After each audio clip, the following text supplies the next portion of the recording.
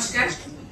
प्रभात पुरुष बिजू बाबू को जो 29तम तिरोधान दिवस पालन करने आज जो मोर मान्यवर वरिष्ठ बसचंदी देवी भाई और अशोक भाई को आरंभ करी उपवास चिन्नू एवं दीक्षिता समर्थ कहली बिजू बाबू ओडिया जातिर परिचय थी।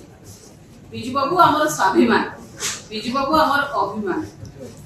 और बिजू बाबू को छाड़ी ओडिशा कथा की चिंता मध्य करनथिले।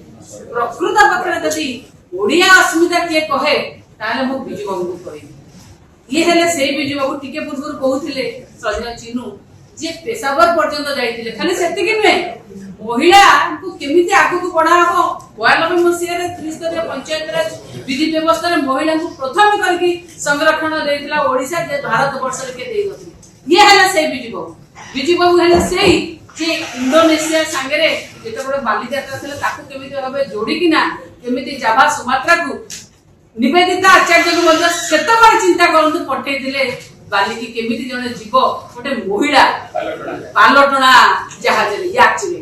ये हेले बिजू बाबू जे चिंता करूथिले समस्त को पई ओडिसा रो महिला युवक ओडिसावासी समस्त को पई आ तांको पई आमे कहिबा के कोन कहिबी मु किछि समझ नाही। सूर्य को गोटे दीप की टॉर्च देखेबा जहा बिजू बाबू को ऊपर कहिबा होछि सेया हमर जेते कहिले बरा कहली जेते कहिले मध्य कम सिएले सेई भडी जने महान पुरुष जे कहिजंती जे मनटा छोट कले जातिटा छोट हो जाए, मन बड़ कले जाति बड़ हुए।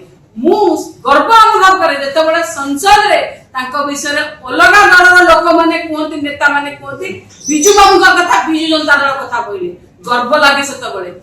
अटल बिहारी वाजपेयी के आरंभ करे अनेक नेता जे बिजू बाबू को स्मृति चारण करूचंती संसद रे मध्य करूचंती। बिजू बाबू किंतु ओडिसा वासी की एते भल पाउथिले बिजू बाबू को ओडिसा बांधी रखे देथिला। चाहिथिले बिजू बाबू बहु पार्ट जाय कि ना केते कोडी जाय नेता इदा बिजू बाबू ओडिसा छाडी की कोडी जिबाकू चाहि नाथि।